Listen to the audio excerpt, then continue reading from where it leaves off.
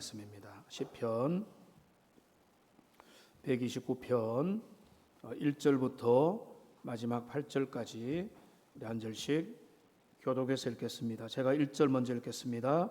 이스라엘은 이제 말하기를 그들이 내가 어릴 때부터 여러 번 나를 괴롭혔도다.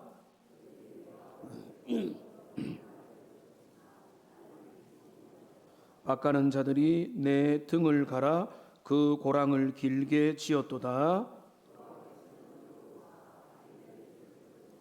무릇 시온을 미워하는 자들은 수치를 당하여 물러갈지어다.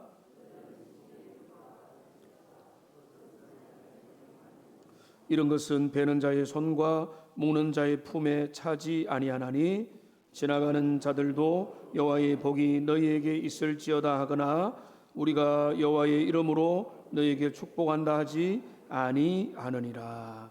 아멘. 여러분, 불을 끄고 이제 잠을 자려고 하는데 도무지 잠들지 못하는, 천당만 쳐다보고 분노와 한숨과 억울함과 답답함에 뜬 눈으로 밤을 지샌 적이 있습니까? 제가 이 설교를 준비하면서도 여기에 해당되는 사람이 과연 얼마나 될까라고 생각했는데, 일부 예배에 세 가족이 이사를 와서 한 분이 오셨습니다. 그래서 잠시 인사를 하는데, 오늘 이 설교는 바로 본인을 향한 설교였고, 제가 등록은 천천히 하셔야 됩니다 하니까 우선은 모르겠지만은 저는 우리 가족이 함께 나오기로 제 마음에 하나님이 감동을 주셨습니다. 울산의 지사원인데 이렇게 고백을 해서 저는 이미 하나님 앞에 영광을 돌렸습니다. 이 말씀이 누군가에게 본인이 며칠 전에 잠을 못 이루었대요. 꼴딱 밤을 새면서 장로 될 분한테 사기를 당했다네요.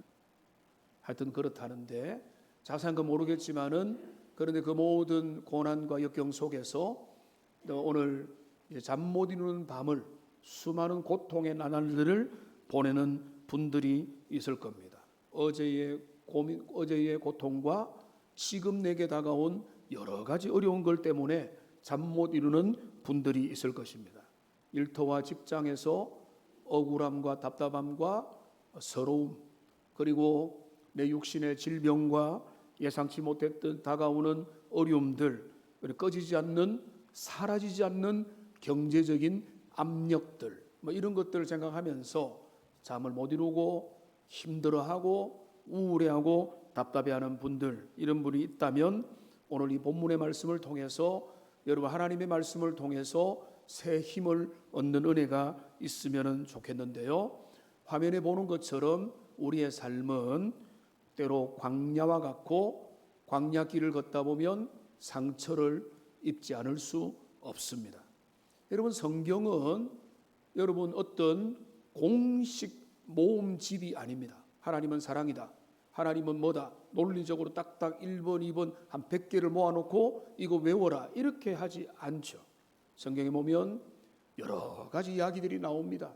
이렇게 저렇게 고난을 당하고 역경을 당하고 흔들리고 그 가운데서도 하나님을 의지한 사람들의 결론이 어떻게 되는가, 이야기와 사건들로 그렇게 우리에게 들려오는 것처럼 우리에게 믿음의 정답은 분명하지만은 우리의 삶은 광야와 같고, 광야 같은 삶을 살다 보면은 생채기가 나고 상처를 입고 어려움을 겪을 수밖에 없는 것입니다. 기독교 신앙은 그런 거 없어진다, 그런 거 없다, 괜찮다, 안심하라, 이제부터 너희에게는 꽃길이다, 이렇게 가르치는 게 아니라 그 모든 외적인 내적인 위험과 유혹과 고난과 역경 속에서 결국은 그들이 나를 이기지 못하였음을, 그 모든 고난에도 불구하고 하나님의 은혜가 우리 인생을 다스림을 믿음으로 고백하는 것, 그게 바로 기독교 신앙의 본질이 될 것입니다. 시편 120편 기자는 고백하죠. 그러나 나를 이기지 못하였도다. 이렇게 고백하는 그 승전가를 그 고난과 억울함의 한가운데서 부르는 그 모습을 살펴보면서 우리의 삶과 함께 연결해서 살펴보는 은혜가 있기를 원합니다. 세상이 우리의 등을 얼마나 깊이 갈아엎든 의로우신 재판관이신 하나님께서 우리 인생을 아시고 기억하시고 역전시킨다, 올바르게 하신다, 이것을 바라보면 좋겠는데요. 오늘 3절을 보시기 바랍니다. 3절에 이렇게 되어 있습니다. 밭가는 자들이 내 등을 갈아서 그 고랑을 길게 지었도다. 얼마나 문학적으로 생생한 표현입니까? 등에다가 밭을 갈아서 그 고랑이 길게 나 있는 상태가 되었다는 것입니다. 우선은 우리 신자들이, 제가 자주 말씀을 따라 강조하지만은 고난과 상처의 깊이를 항상 직시해야 됩니다. 고난과 상처의 깊이를 모른 척 하면은 안 되는 것입니다. 오늘 시인은 어떻습니까? 믿음의 훌륭한 시인도 원수들이 내 등을 밭갈아서 등에다가 고랑이 났고 그 고랑이 길게 펼쳐졌다라고 말하고 있는 것입니다. 고대 근동에서 노예와 포로로 잡혀온 사람이나 종들을 다루는 방식은 뭡니까? 등에다가 채찍질을 하는 방식입니다.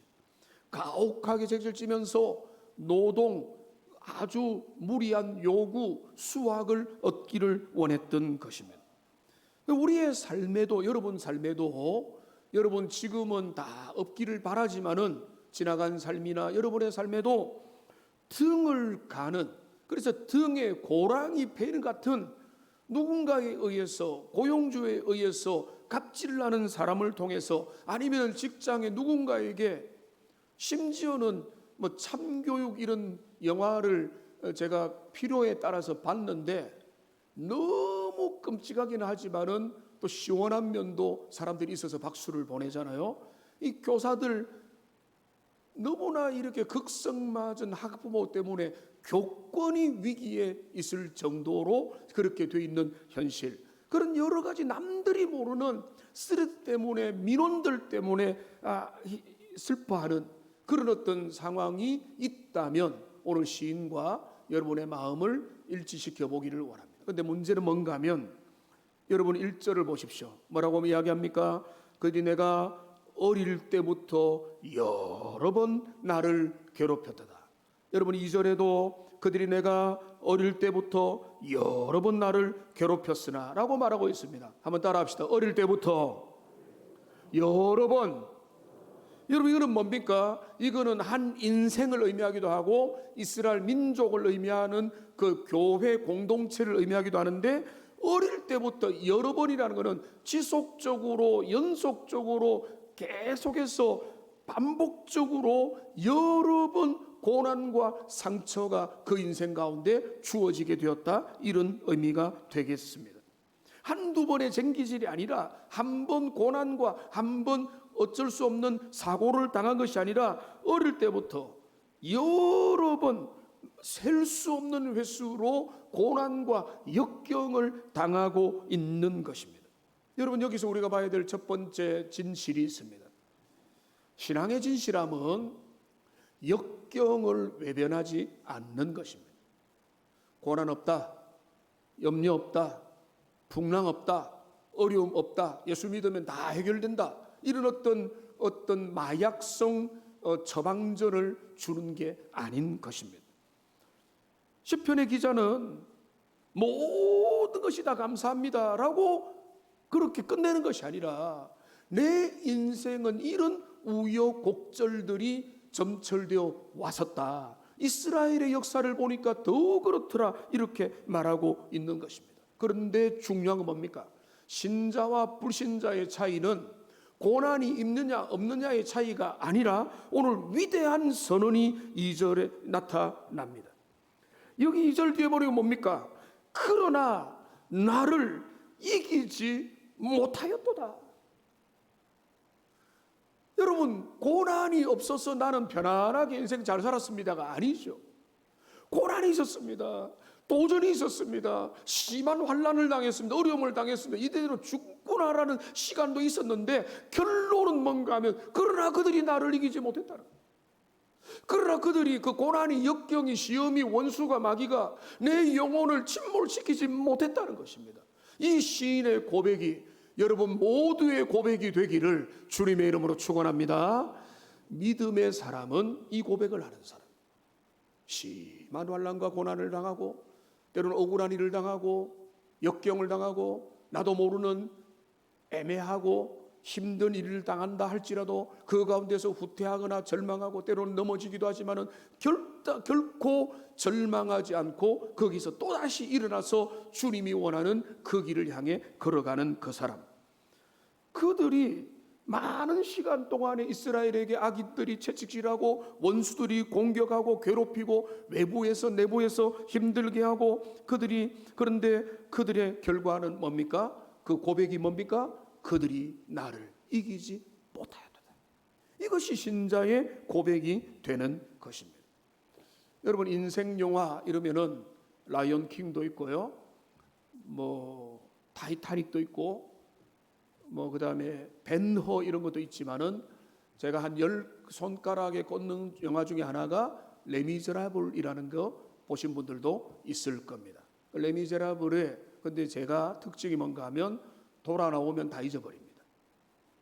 근데 몇 장면들이 떠오릅니다. 그 어떤 이미지가 떠올라서 그거는 평생 가는데, 제가 그 레미제라블을 보면은 앞에 비련한 여인이 나옵니다. 그 비련한 여인이 그 이제 이름이 판틴이라고 하는 비련한 여인인데요, 희고한 인생을 삽니다. 근데 그 여인이 노래를 부르는데 너무 처절하게 부릅니다. 근데 그 이제 노래가 뭔가 하면 I dreamed a dream. 나는 하나의 꿈을 꾸었다. 그런데 그 내용의 가사는 그대로가 아닙니다. 제가 정리하면 이런 겁니다. 나는 꿈을 꾸며 인생의 행복을 추구했지만은 인생은 냉정하게 나에게 몰아닥쳤고 신은 나의 삶을 비껴나갔고 내 인생은 이렇게 처절하게 죽어간다. 그러면서 그 가사에 이런 내용이 있습니다. 제가 찾아봤는데 인생이 내가 꿈꾸던 것을 죽여버렸다. Life has killed the dream I dreamed. 내가 꿈꾸었던 그 꿈을 인생이 짓밟아 버렸다라고 하고 결국은 죽음으로 마감을 합니다. 물론 그 자녀를 장발장이 나중에 이제 찾아서 보호해주는 이런 것들도 이어지지만, 그러니까 이 판틴의 삶은 뭔가 하면 운명에 짓밟힌 여인을 상징하는 것입니다. 너무 노래가 아름다워요. 헤스웨이가 아마 불렀을 건데 너무 처절하고 아름답게 불러서 아름답지만은 그 내용의 가사를 가만히 들으면 뭔가 하면 결국은 인생을 나무 짚어주면서 내 인생은 짓밟혔고 나는 죽는다, 끝이다. 그리고 결국은 생을 마감하고 마는 것입니다. 그런데 판틴과 오늘 시인이 결정적으로 다른 것이 있죠. 인생이 그에게 고난이 찾아오고 역경이 찾아오고 파도가 찾아오고 뭐랄까 등에 진짜 홈이 고랑이 길게 열릴 정도로 그 고난이 깊었지만은 오늘 시인은 뭐라고 합니까? 그러나 그들이 나를 이기지 못하였다. 그 등이 파인 거기에다가 오히려 뿌리가 내려가지고 거기에서 열매 맺는 그런 인생의 승리를 노래하는, 그러니까 그렇습니다. 우리의 진실은 여기에 있는 것입니다. 예수 믿으면 고난 없어지고 슬픔이 없고 풍랑도 지나가고 태풍도 지나가고 이게 아니라 우리의 믿는 자에게나 믿지 않은 자에게 의의 태양도 주시고 공기와 해와 바람도 주시지만은 고난도 신자들에게 찾아오는 것입니다. 그런데 판틴처럼 인생의 고난 가운데 질식해서 죽어버리고 포기하는 게 그 인생이 아니라 믿음의 사람은 그 고난과 역경 가운데서도 결국은 기어이 일으키시는 우리 주님의 은혜를 붙들고 믿음으로 승리하는 그런 인생이 바로 주님의 백성들의 모습이라는 것입니다. 여러분, 이것이 바로 세상의 절망과 성도의 승리가 갈라지는 갈림길이 있는 것입니다. 세상이 우리의 등을 갈아엎고 꿈을 앗아간다고 하지만은 우리 뒤에는 악인의 줄을 단칼에 끊으시는 우리 주님, 의로운 재판장이 우리를 기다리고 우리의 삶을 결국은 역전시키고 새롭게 하시는, 돌아오게 만드는 주님의 은혜가 우리에게 있는 것입니다. 그래서 로마서 8장 37절은 이렇게 담대하게 외치는 것입니다. 같이 읽겠습니다. 그러나 이 모든 일에 우리를 사랑하시는 이로 말미암아 우리가 넉넉히 이기느니라. 따라합시다. 넉넉히 이기느니라. 넉넉히 이긴다. 충분하게 이긴다는 것입니다. 그런데 이 구절을 다시 띄워줬어요. 우리가 어떻게 넉넉히 이기죠? 내 실력, 내 능력, 내 멘탈 강하고 나는 원래부터 용기가 있고 씩씩하니까 넉넉히 이깁니까? 씩씩하면은 풍랑에 빠져들지 않습니까? 그게 아니죠. 이게 뭡니까? 우리를 사랑하시는 이 그리스도 하나님, 그분으로 말미암아라고 했잖아요.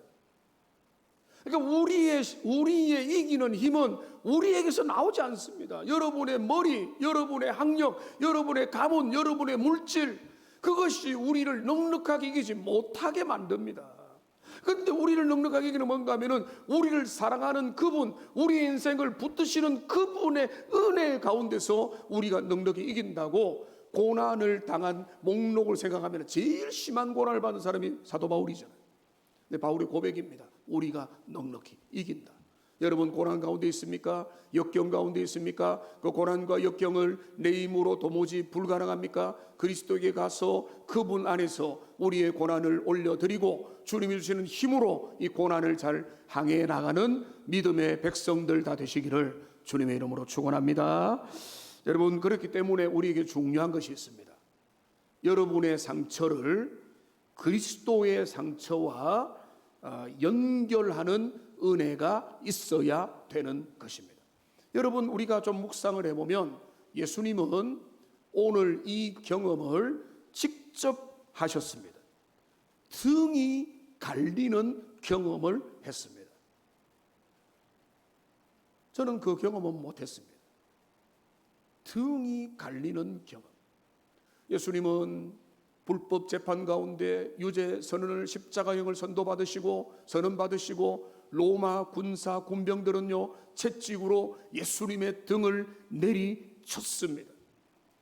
The Passion of the Christ라고 하는 할리우드에서 만든 영화가 논란이 되었습니다. 왜 논란이 되는가 하면은 피 튀기는 채찍 맞는 장면이 너무 생생해서 이건 너무 과도한 거 아니냐, 피를 팔아서 돈을 버느냐, 이런 논쟁까지 있을 정도로 과도해 아주 생생하게 그려졌습니다. 그러니까 피가 튀는 것을 천천히 슬로우 비디오로 하고 그 내리치는 장면을 극화해서 너무 과한 면도 있지만, 예수님이 그러면은 뭐 쇼를 했습니까? 내가 몰래 칠 테니까 등에다가 뭐 옷을 몇 개 껴입고 안 아프게 해줄게, 이렇게 한 겁니까? 아니잖아요. 피를 흘리셨잖아요. 고통을 당하신 등에다가 이 자국이 베일 정도로 예수님은 채찍질을 당하신 것입니다. 그 채찍질을 누구를 위해 당한 겁니까? 예수님이 유죄입니까? 그분은 죄가 없으시고 그분은 의로운 분인데 우리 죄인들을 위해서 우리의 약함과 우리의 모든 죄를 대신하여 그 길을 걸어가실 뿐만 아니라 한 가지 더 봐야 되는 건 뭔가 하면, 우리 고난당하는 이후의 성도들이 우리 주님을 괴로울 때 바라보라고 우리 주님이 그 길을 대신하여 걸어가신 것입니다. 그러니까 괴로울 때 주님의 얼굴을 바라보면 우리 주님이 걸어가신 그 길이 보이고 그 길 안에서 우리도 믿음으로 다시 이겨내고 그리스도 안에서 위로받고 소망을 얻고 갈 수 있다는 것입니다. 여러분, 그래서 여러분의 상처와 흉터와 고난은요, 여러분에게 수치가 아닙니다. 여러분 생각해 보세요. 누군가를 뽑는다고 할 때, 누군가를 지도자로 세운다 할 때 사람들은 물어볼 겁니다. 지나간 인생 어떻게 살았는가? 그가 부유한 집에서 살았는가? 그가 뭐 출발이 좋았는가를 묻지 않겠죠. 인생의 역경과 고난 속에서 그는 어떤 길을 선택했는가? 어떻게 그걸 돌파했는가? 이거를 보고 감동받고 사람들이 매료되고 거기에 팬심을 주고 하는 것이 신자의 신자됨은, 나는 어려움이 없었어, 나는 역경이 없었어. 나는 힘들지 않고 인생을 살아가고 있었어. 그러니까 너무 편하고 너무 행복하고 성공했어. 이게 아니라 내 인생은 이렇고 저렇고 저런 약점과 슬픔과 고난과 억울함과 비참함들이 내 삶의 주변은 넘실거렸는데, 근데 그 가운데서 주님이 은혜를 주시고 그리스도를 힘입어서 그 순간순간을 믿음으로 걸어갈 수 있도록 주님이 인도하셨다라고 고백한 그 사람, 그 사람이 얼마나 매력적이며 얼마나 든든하며 그 사람이 바로 진짜 믿음의 사람이고, 저는 우리 주변에도 그런 분들이 많이 있습니다. 저는 그분들의, 우리 장로림 권사님들의 간증을 알고 있잖아요. 지나간 날의 슬픔과 한계와 인생의 한계 속에도 그 모든 것들을 극복하고 지금 거울 앞에 와 있는 누이처럼 딱 있는 그 모습, 그런 모습들이 정말로 멋지고 아름답고 귀한 모습이 되는 것입니다. 우리 하나님께서 그 원수들을 어떻게 하십니까? 우리를 괴롭히고 고난을 주는 원수의 사슬을 우리 주님이 끊어내시는데요, 4절을 보시기 바랍니다. 4절을 보면은 여호와께서는 의로우사 악인들의 줄을 끊으셨도다 라고 말했습니다. 여기 밧줄이 있습니다.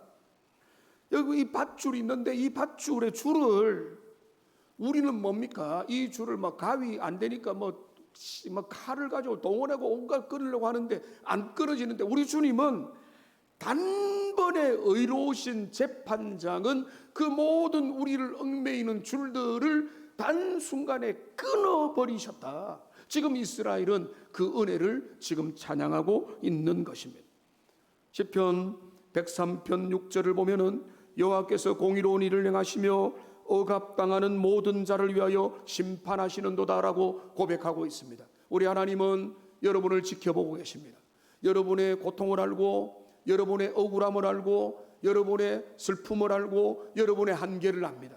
그래서 주님은 그 한계 속에서 주님을 찾기를 원하고, 하나님의 얼굴을 구하기를 원하고, 주님의 도움을 구할 때 우리 주님은 어떻게 하시는가 하면 하나님의 때에 하나님의 방법으로 판티인이 자신의 운명을 슬퍼하면서 죽어가는 것이 아니라 그 모든 슬픔 가운데도 주님을 바라볼 때 주님은 역전의 은혜를 우리에게 부어주시는 겁니다. 여기 밧줄을 다시 한번 더 보여주십시오. 악인들의 줄을 끊었다는 의미를 여러분 잘 아셔야 됩니다. 여러분, 소가 쟁기를 끌려면 뭐가 필요하죠? 밧줄에 매여야 되는 거죠. 실로 안 되죠. 실이 다 뜯어지는 튼튼한 밧줄로 그 소의 코에다가 콧뚜레를 뚫든지 해가지고 거기 딱 줄로 연결해서 그 밭을 가는 것입니다. 그러니까 여기 그 줄을 끊는다는 것은 악인의 사용하는 도구를 끊어버리신다는 거예요. 악인이 악한 의미로 사용하는 모든 도구가 줄이요 방법이고 이 기구들입니다. 악인은 마귀도 사람을 도구로 사용하고 물질을 도구로 사용하고 상황을 도구로 사용하고, 그러니까 그 모든 도구들이 나도 모르는 가운데 마귀의 도구로 사용될 수도 있는 거죠. 그러니까 우리 주님은, 의로우신 주님은 그 모든 것들을 끊어버리셔서 하나님의 백성이 이 땅에서 생존하고 살아갈 수 있도록 은혜를 베풀어 주신다는 것입니다. 여러분에게도 아무리 발버둥 쳐도 해결되지 않는 인생에 꼬이게 만드는 줄들이 있습니까? 악연들이 있습니까? 중독의 줄이 있습니까? 그렇기 때문에 내가 헤아릴 수 없고 재정에 대한 줄이라든지 물질이나 인간관계나 내 건강에 매인 것이나 삶의 관계 문제 때문이나 나를 올가매는 모든 줄들로 인해서 너무 뒤엉켜가지고 나는 이거 풀 수 없어라고 고민하고 있는 분들이 있다면 주님께 나오고 말씀 앞에 나가고 여러분의 마음을 주님 앞에 드리면 그리스도 예수 안에서 하나님은 여러분에게 모든 악인의 줄을, 방법을, 그 통로를 끊어서 하나님의 사람으로 세워주실 줄로 믿습니다. 그러니까 그 은혜가 여러분에게 임하기를 원하는데요. 여러분, 제가 사실은 일부 예배 드리고 인사하다가 놀래가지고 설교 때 이야기를 하는데, 왜 그런가 하면 제가 이 설교를 딱 준비를 하고 이 말씀에 해당되는 분들이 다수는 아니겠다 생각을 하는 마음으로 그러나 말씀을 의지해서 전했는데, 그 한 분이 이 말씀이 내게 주신 말씀이라고 했기 때문에 그렇거든요. 그런데 역사를 통해 보면 이 믿음의 길을 걸어갔던 아름다운 사람들이 있습니다. 제가 그분들을 소개하려고 합니다. 16세기, 17세기 프랑스의 위그노 공동체라는 거 여러분 많이 못 들어봤을 겁니다. 프랑스에 위그노 교회가 있고 우리나라 합동신학교 조병수 총장님이 위그노 연구소 소장입니다. 세계 연구소의 소장인데, 근데 이 위그노라고 하는 분들은 뭔가 하면 간단하게 말씀드리면 유럽의 종교 개혁이 일어났잖아요. 루터와 칼빈과 루터와 이런 윙글리와 뭐 이런 사람을 통해 종교 개혁이 일어났는데, 그러니까 대혼란이 일어난 겁니다. 원래 로만 천주교는 구교고 지금 종교 개혁을 통해서 새롭게 형성된 교회는 신교거든요.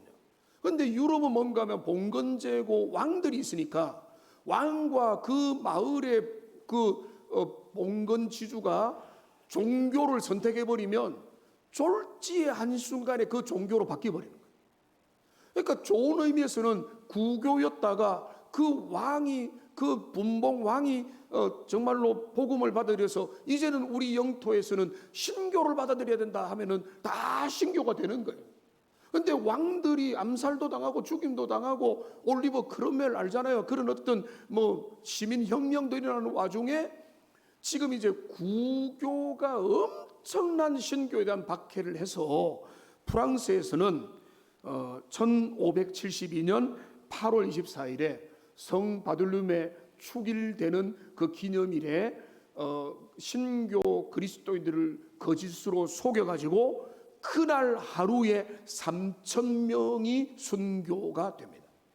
그리고 그날 이후로부터 해가지고 프랑스의 센강은 한때 과장을 더해서 위그노의 피로 마를 날이 없었다. 붉은 위그노 성도들의 피가 계속해서 흘러나갔습니다.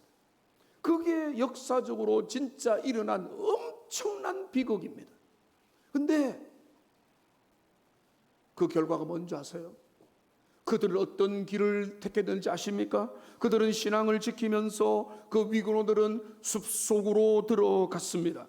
그리고 거기에서 그들은 광야의 교회를 만들어서 주님을 예배했습니다. 그들은 출판된 것도 없기 때문에 시편 찬송을 부르면서 그들은 신앙의 순종을 지키면서 주님 앞에서 믿음을 보존하고 자녀 세대에게도 믿음을 지켜나가게 했으니까 그 믿음을 지킨 그것이 주변의 유럽 사회에 강탈을 하고 영향을 줘가지고 종교개혁과 신앙 부흥에 엄청난 불길을 일으키는데 중요한 발판이 되고, 지금도 그 위그노와 위그노의 후손들은 신앙의 아름다운 뿌리와 유산으로 우리들 가운데 남아 있는 것입니다.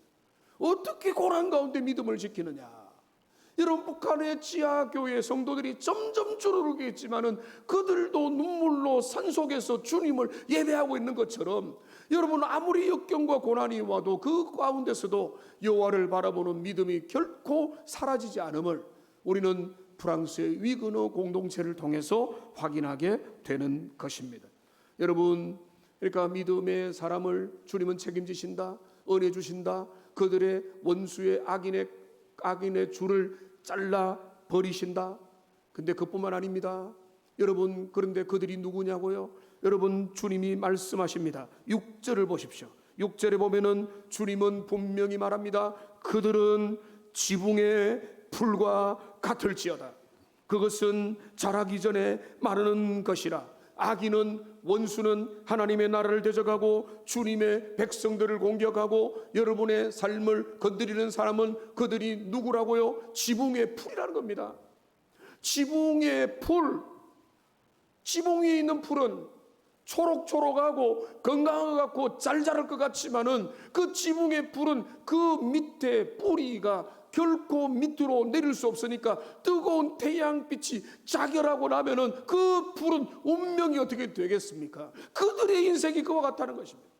그래서 의인의 길은 여호와께서 인정하시나 악인의 길은 망하리로 하고 선언했던 시편 1편의 내용이 여기에서 그대로 나오는 것입니다. 그러니까 우리가, 제가 말씀을 듣고 배우고 설교하고 알면서 제일 큰 유익은 성경을 종합적으로 연구하다 보니까 많이 알게 되니까 하나님의 마음을 더 많이 알게 되고 더 지식이 있으니까 더 주님을 사모하고 따라가게 되니까 여러분도 마찬가지잖아요. 제가 정리를 한번 해봤습니다. 이 지붕 위에 풀과 같은 인생을 의미하는 성경의 표현들 한 6가지로 보면은 뭡니까? 성경은 끊임없이 우리를 너희 인생은 들의 풀이요 피었다 지는 꽃과 같다. 몇 날이 안 되면은 그 꽃은 시들어 버리는 인생과 같다고 성경은 자주 이야기를 하고 있습니다. 또 인생과 악인의 성공은 아침의 안개와 같다고 했습니다. 안개가 가득하면은 이 짙은 어둠이 영원할 것 같지만은 햇볕이 뜨고 이 공기가 마르면은 순식간에 사라지는 안개와 같은 게 인생의 그 세상의 허영과 그 눈에 보이는 것들이라는 것입니다. 그 다음에 성경은 이 인생의 그 시간을 그림자와 같다라고 말하고 있고, 그 다음에 시편 90편을 보면은 숨을 내쉬는 그 한밤의 경점에서 숨을 쉬는 것 같고, 잠을 자다가 깨어난 것 같아. 한여름에 방학 중이었겠죠. 마루에서 낮잠을 자고 일어나서 여기는 어디고 오늘은 며칠이고 인생은 무엇인가 생각했던 몇 번의 기억들이 있습니다. 우리 인생이 잠에서 깨어나는 것 같은 그럴 수도 있다는 것입니다. 여러분 어르신들 보세요. 인생 너무 길었다는 분이 있어요. 내 마음은 청춘인데 내 나이가 80이 되고 90이 되었다. 다 그렇게 말씀하죠. 저도 똑같이 말합니다. 60 다가오는데 마음에는 어린아이가 살고 있는 것 같아요. 잠과 같은 짧은 인생이고 또 성경 뭐라고 하면 티끌과 같다고 그렇게 말하고 있는 것입니다. 여러분 우리가 믿음으로 성경의 지식으로 인생과 삶과 악인의 삶과 의인의 삶을 우리가 믿음으로 교통정리할 때 여러분은 보이지 않는 게 보이게 되는 겁니다. 그 아무것도 아니구나. 곰불, 화무, 시비홍이구나. 아름다운 것도 시비를 버티지 못하는 그 인생의 권력과 세상의 돈과 물질과 사랑과 명예와 모든 것들이 쉽게 사라지는 안개와 같고 시간의 한 정점밖에 안 된다는 것을 우리가 깨달을 때 우리는 영원한 가치를 바라보면서 하나님 앞에서 견디면서 살아가는 것입니다. 시편 기자가 멋있잖아요. 고난당하고 어려움이 있었는데 나는 그거 이기 못한 거는 그들의 실체를 알았다는. 그들은 지붕 위의 풀과 같은 존재. 그들은 금방 사라진다. 그러면서 우리 주님 앞에 그 모든 것들을 이제 올려드리고, 오늘 여러분 7절과 8절을 보시면 이런 말이 있습니다. 이런 것을 베는 자의 손과 묶는 자의 품에 차지 아니한다. 여러분 지붕 위의 풀을 수확하려고 들겠습니까? 아무런 관심도 없는 것입니다. 이것은 그냥 흩날리는 잡초에 불과하다는 것입니다. 지나가는 자들도 여호와의 복이 너에게 있을지어다라고 샬롬의 인사도 안 하고 부담스러워가지고 돌아가지고 도망가 버린다는 것입니다. 그들의 비참함과 그들의 비굴함과 그들의 추락을 다들 바라보면서 혀를 끌끌 차면서 도망가고 그들에 대해서 아무도 신경을 안 쓰는, 인사도 못 받는 존재가 되어버렸다는 것입니다. 이게 악인의 비참함입니다. 여러분 그런데 여러분 성도는 어떻습니까? 성도는요 하나님의 진리의 씨앗이 그 마음에 뿌려져서 지붕에 불과하지 않은 게 아니라 그 마음에 영원한 반석이신 주님 앞에 뿌리를 내리기 시작합니다. 말씀이 그 가운데 온전히 임하게 되면서 뿌리를 깊이 내리면 어떻게 됩니까? 고난과 역경을 이겨내는 하나님의 사람으로 우뚝 서게 되는 것입니다. 그런 분들 많이 계십니다. 오고 오는 사역의 현장 속에서 많은 분들이 그 역경과 고난을 이겨내고 이제는 그 믿음의 근거를 반석이신 그리스도의 두모로 그들이 웬만한 고난에는 이제 끄떡하지도 않고 고난 가운데 주님 앞에 달려와서 하나님의 은혜를 구하는 얼마나 좋은 분들이 많이 있습니까? 그러니까 여러분 우리가 할 일은 뭡니까? 반석이신 하나님 앞에 여러분의 뿌리를 내리시기 바랍니다. 시냇가에 심기운 나무가 시절을 쫓아 과실을 맺으며 그 잎사귀가 마르지 않음같이 우리의 인생이 주님 앞에 딱 뿌리 내리고 그분 주님 앞에 정박해 있을 때 우리 인생은 안전한 것입니다. 그분 아래 우리의 소망이 있는 것입니다. 세상은요 내 뜻대로 안 되고 세상에 뭐 IMF를 우리가 결정했습니까? 어떤 뭐 많은 전쟁과 침략과 위기와 이런 것들이 우리의 외세적인 흐름에 따라서 좌우되는 게 인생이기 때문에 우리의 인생은 거기에 소망을 두면 안 되고 우리의 인생은 살아계신 하나님, 흔들리지 않는 하나님, 우리의 인생을 굳건하게 붙잡아 주시는 우리 주님 앞에 우리의 소망을 둬야 되는 것입니다. 여러분, 깊은 뿌리에서 깊은 신앙이 나오는 것입니다. 뿌리 깊은 나무는 가무는 해도 메마르지 않는 것입니다. 고난을 이기고 역경을 이기고 결국은 드디어 서는 것입니다. 그렇기 때문에 여러분, 언뜻 보기에 성공하고 화려했던 SNS에 가득 찬 승리하고 잘 먹고 잘 살고 그들의 인생은 행복으로 가득 찬 것 같은 그런 신기루를 따라가지 마시기 바랍니다. 우리 청년들 특별히 거기에 기웃기웃 하지 말고 인생의 근본과 본질이 어디 있는가를 살펴보면서 그보다 더 깊이 하나님 앞에 뿌리를 내려야 고난과 역경이 다가올 때 흔들리지 않을 수 있게 되는 것입니다. 이제 말씀을 정리하겠습니다. 여러분, 오늘 1절을 보십시오. 1절에 이상한 말이 있습니다. 이스라엘은 이제 말하기를 이라고 말하고 있어요. 여러분, 이 말은 뭡니까? 한 개인의 선언으로 끝나면 안 된다는 것입니다.